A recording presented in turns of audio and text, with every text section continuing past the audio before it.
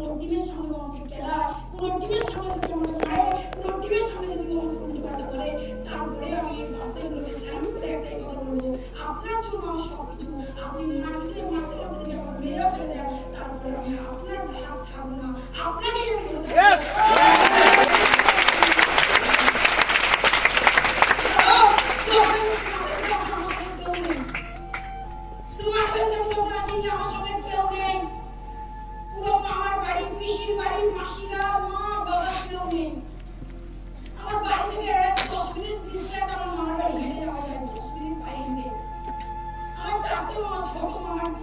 শেষ ধুমধাম করে বিয়ে হচ্ছে। আর আমি যেগুলো তখন আপনাদের সবেমাত্র 5 মাস। আর আমার ছোট মামার বিয়ে হচ্ছে, পুরো বাড়ি শুধু সবাই চলে গেছে। আমি যাইনি, আমার বড় মামি ফোন করে আমাকে বলছে, কি আমার বাড়ির কাজ করিস রে? ওইগুলো সবই আমি ছেলেমেয়েরা বিয়ে তো ধরাধরি করিস, আর একটু ছোট মামার বিয়েতে আসতে পারিনি। সেগুলো আমার খুব কান্না লেগেছে, ভাব হয়েছিল, কারণ আমার সিনিয়রদের নাম বলেছি, আমি কিছু বলতে পারিনি। আমি শুধু চুপচাপ শুনে নিয়েছি। আমি কিছু কারণ সেদিন আমার যে কিছু ছিল না, দেখার মতো, বলার মতো, ওর জন্য আমি চুপচাপ শুনে নিয়ে ফোনটা রেখে দিয়েছি। তার 6 মাস পরে আমার ছোট মাসির বিয়ে হয়, সবাই যায় বউবাতে, আমার বিয়েতে পর্যন্ত সবাই যায়, আমি এখন যাই না। তারই কিছুদিন পরে আমার নিজের একটা ছোট্ট ভাই, যারা মুসলিম আছে, যারা বাচ্চাদের একটা অনুষ্ঠান হয়, ছোটবেলায় একটা মুসলমানি বলে একটা অনুষ্ঠান, ঠিক না? আমার ছোট একটাই ভাই, তার কিছুদিন পরে তার মুসলমানি হয়, বাড়িতে লোক সকালবেলা বেরিয়ে অফিসে চলে আসি, রাত্রেবেলা যেমন বাড়ি যাই। এবং আমার ভাইবোন মুসলমানি ঠিক 3 মাস মতো পরে আমার ছোট একটাই বোন আছে। আমি যেহেতু বিয়ে করতে চাইছি না, ওর জন্য বাড়ি থেকে ওকে বিয়ে দেবে, ও একটু একজনকে পছন্দ করে, লাভ ম্যারেজ করে, তার জন্য যাতে বাড়িয়ে না যায়, না করে, ওর জন্য বাবা মা দেখাশোনা করে যেন নর্মাল বিয়ে হয়, বিয়ে দিচ্ছে। এবং বোনের যেদিন হলুদ হবে সেই দিনও সকালে অফিসে চলে আসি, রাতে যাই, এবং বিয়ের দিন সকালবেলা বাড়িতে লোক কুকুর দিয়ে আমি অফিসে চলে আসি। কারণ আমার কাছে একটা জিনিস ক্লিয়ার ছিল, বিশুদ্ধা ট্রেনিং একটাই কথা বলেন, এই দাদার কাছ থেকে আমি একটা কথা শিখি, প্লিজ দাদা বলে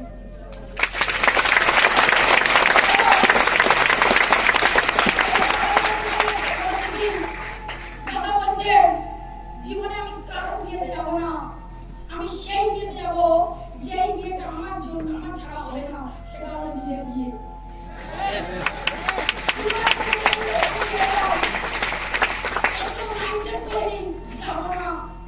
আমার পিসিরা আমাকে একটু গালাগালি করে, উল্টোপাল্টা কথা বলে, আমার বাবাকে উল্টোপাল্টা বলে, আমাদের বাড়িতে একটা চায়ের দোকানে ছেলেদের কাজ হলো আড্ডা মারা, তাস খেলা, জুয়া খেলা। আর ওই মানুষগুলো, আমার বাবা যেহেতু মুসলিম, আমার বাবা মুসলিম থেকে যখন আমাদের আসে, আমার পাড়ার লোকগুলো আমার বাবাকে ধরে এরকম বলে, বড় বড় গাড়ি থেকে নামাজ পড়ছো আর মেয়েকে বাইরে খারাপ কাজ করে ইনকাম করার জন্য পাঠাচ্ছ। আর আমি ওই টাইমে রাস্তা দিয়ে পাস হচ্ছি, তখন ওই লোকগুলো বলছে, লোক শুনেছি রাত্রেবেলা খারাপ কাজ করে, এ তো দিনের বেলা করতে যায়। আর এই কথাগুলো যখন শুনি না,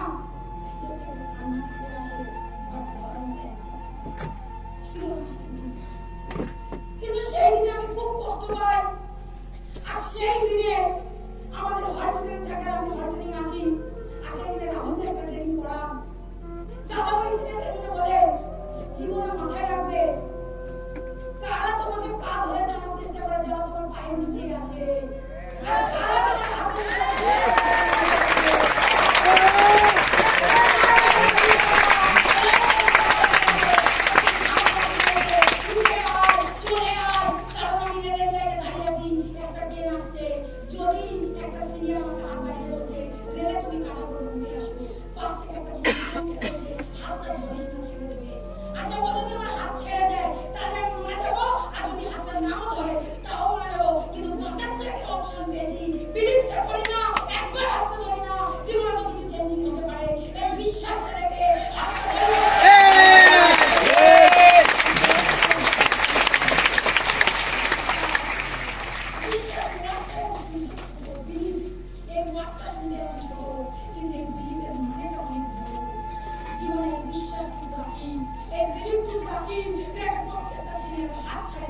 যত লাইফে প্রবলেম এসেছে, যা হয়েছে, কোনো মানুষ আসেনি, ফ্যামিলি নেই, পুরো ফ্যামিলি একদিকে, পাড়ার লোক একদিকে, পুরো স্মার্ট ভ্যালু, আমি একদিকে, প্রত্যেকটা সিনিয়র আমার সঙ্গে ছিল, সিনিয়র থেকে আমি কোনো হাত ছাড়িনি। আজকে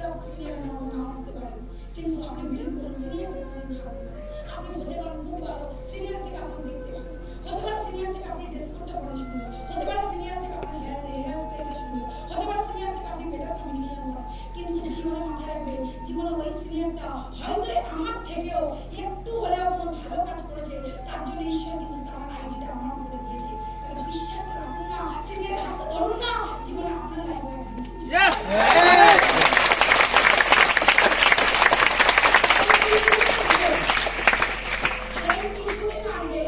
যখন আমি আমার বাড়ি থেকে বেরোই, বেরিয়ে গাড়িতে যখন বসি, আর ওই যে চায়ের দোকানে ছেলেগুলো আমাকে ছাড়তো, ওই চায়ের দোকানে সেই লোকগুলো, সেই ছেলেগুলো আজও ক্যারম খেলে, আজও জুয়া খেলে। আর যখন আমি সবাই গাড়িতে বসি, ওই চায়ের দোকানে একটা ছেলে তার ওয়াইফ তার দোকান থেকে বাড়ি দিয়ে মারতে মারতে নিয়ে যাচ্ছে। আর এইটা আমি দেখি, দেখে আর ও আজও আমাকে দেখছে, ভাবছে গাড়িতে গিয়ে আছে। আমি হালকা করে একটু আস্তে আস্তে নামাই, আর এরকম করে মুখটা দেখি, আর ভাইকে বলি চলো গাড়ি চলে যাবো। চেঞ্জ যে আমার নামে ক্রিটিসাইজ করেছিল, যে আমাকে বাঁধার চেষ্টা করেছিল, যে আমাকে আটকানোর চেষ্টা করেছিল, সে আজকে বেকার নালায়ক। তার ওয়াইফ লোকের স্কুলে, কেজি স্কুলে ঝাড় দিয়ে রান্না করে, ঝাড় দিয়ে রান্না করে, খাতা ক্লাস ক্লাসে বুঝে মাসে 2000 টাকা পায়, সেটা দিয়ে সংসার চালায়। আর ওয়াইফ হাজবেন্ডকে যেটা বলবে সেটা শুনতে হবে। আর সারাদিন মানে জুয়া খেলতে বলে আজকে মারতে মারতে একটা হাজবেন্ড, একটা পুরুষ মানুষ একটা কলঙ্ক হয়ে যাবে, মারতে পারেনি। এটাই তো লাইফ। মানুষের লাইফ কি এটাই তো। তাহলে জীবনে স্মাগলিং বেশি তো বস অসুবিধা আছে না। দাদা আপনি জানেন না, আমি মেয়ে তো, আমার বাড়িতে প্রচুর এত প্রবলেম, আপনাকে বলে বোঝাতে পারবো না। আপনি মেয়ে, আমি ছেলে, মনে হচ্ছে আমি ছেলে,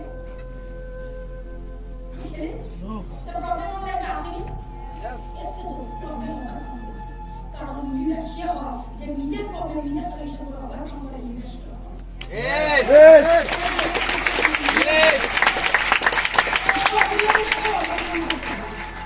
প্রবলেম আমার লাইফে। আরে আপনার যদি কালকে বিয়ে হয়ে যায়, আপনি তো যাবেন শ্বশুর বাড়ি, ঠিক না? শ্বশুর বাড়ি আপনি গেলেন, আপনাকে সকালবেলা 6টার সময় ঘুম থেকে উঠে কাজটা করতে কষ্ট হচ্ছে। আর আপনি বিয়ে করে শ্বশুর বাড়ি যাবেন, ভোর 5টার সময় উঠতে হবে, আপনার সাথে কষ্ট হবে না? না দিদি, আমার 5টার সময় উঠতে হবে না। আমি যে ছেলেটাকে ভালোবাসি না, ওকে বিয়ে করবো, বিয়ে আমাকে রাজধানী করে রাখবে। আমাদের স্যালারিটা কত? 10, 12, 15 মধ্যে। পুজোর সময় একটা লেহেঙ্গা পছন্দ, যার দাম 15,000 টাকা। বিয়ে করবে, লেহেঙ্গাটা আমাকে দাও, সঙ্গে সঙ্গে বলে তুলে লাগবে বাবা। 15,000 টাকা ইনকাম, আর তোর 15,000 টাকা লেহেঙ্গা কিনে দেবো। কারণ এই স্বপ্নটা তোমাকে দেখিয়েছিল কখন? বিয়ের আগে। বিয়ের আগে আর বিয়ের পরে লাইফটা আলাদা। কালকে রাতে একটা ফেসবুকে একটা ভিডিও আছে, ওই দরজা খুলে আপনার কাছে বলছে, তুমি জানো এক চিমটে সিঁদুরের মূল্য কি আছে? তখন তার হাজবেন্ড বসে বসে বসে খারাপ ভিডিও করে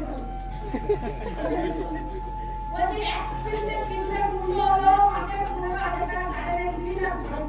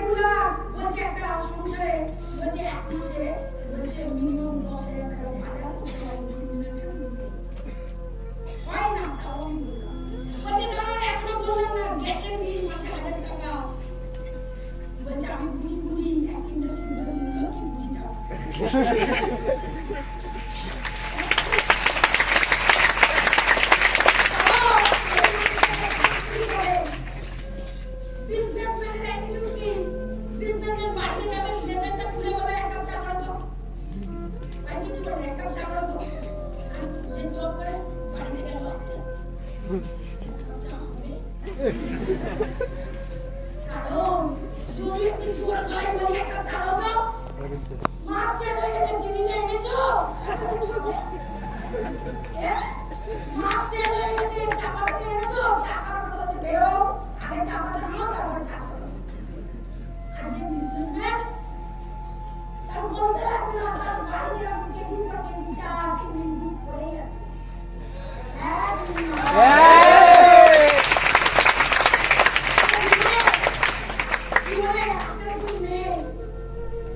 বিয়ে হয়ে গেছে আমার, তাহলে আমার যদি বিয়ে হয়ে শ্বশুর বাড়ি যাবো, শ্বশুর বাড়িতে একটা মেয়েকে আলাদা নজরে দেখা হয়, একটা বউকে আলাদা নজরে দেখা হয়। বিশেষ করে নর্মাল ফ্যামিলি কত ম্যাক্সিমাম, কারণ একটা বাড়ির মেয়ে 10টার সময় ঘুম থেকে উঠতে পারো, কোনো প্রবলেম নেই। আপনি বাড়ির বৌমা, আপনাকে ভোর 5টায় ঘুম থেকে উঠতে হবে, তখন আপনার কষ্ট হবে না? আচ্ছা, ভোর 5টার সময় উঠে কি করবো? দিদি বসে থাকবো না। ভোর 5টার সময় উঠে আগে তোমাকে স্নান কমপ্লিট করতে হবে, শীতকালেও স্নান কমপ্লিট করে ঠাকুর ঘরে পুজো দাও। পুজো দিয়ে কি 6টার মধ্যে সবাই ঘুম থেকে উঠে সবাই ছেলে মেয়ে হাজবেন্ড সবাইকে চা বানাতে হবে। চাটা না দিতে দিতে 7:30 বাজে ব্রেকফাস্ট চলে যাবে। কেউ জানতেও চাইবে না তুমি একটা চাটা খেয়েছো না খাওয়ার টাইমটা পেয়েছো। তাহলে 7টার মধ্যে তোমাকে কি দিতে হবে? আমার ব্রেকফাস্ট। তাহলে 7টা থেকে 8টার মধ্যে আবার তোমাকে ব্রেকফাস্ট দিতে হলো। ব্রেকফাস্ট কমপ্লিট করে দিও। কমপ্লিট করার পরে আবার হাজবেন্ড অফিসে বেরিয়ে যাবে 9টার মধ্যে, তার আবার লাঞ্চ বানিয়ে দিতে হবে। দুটো বাচ্চার নাস্তাটা বানিয়ে আবার রান্নার কাজে চলে গেলাম। হাজবেন্ডকে 9টার মধ্যে লাঞ্চ বানিয়ে দিলাম, হাজবেন্ড নিয়ে চলে গেল। 9:30 বাজে আমার পুচকু আছে, ঘুম থেকে উঠবে। পুচকু বিছানায় বসে বসে কাঁদবে, মা কেঁদে কেঁদে দেখা গেল মাকে মুখে সর্দি জলে ভিজে গেল। পুচকু, মা তুমি আগে বৌমাটা কি একটুখানি গান লাগাচ্ছি না যে সঙ্গে সঙ্গে 8:30 না থেকে কাম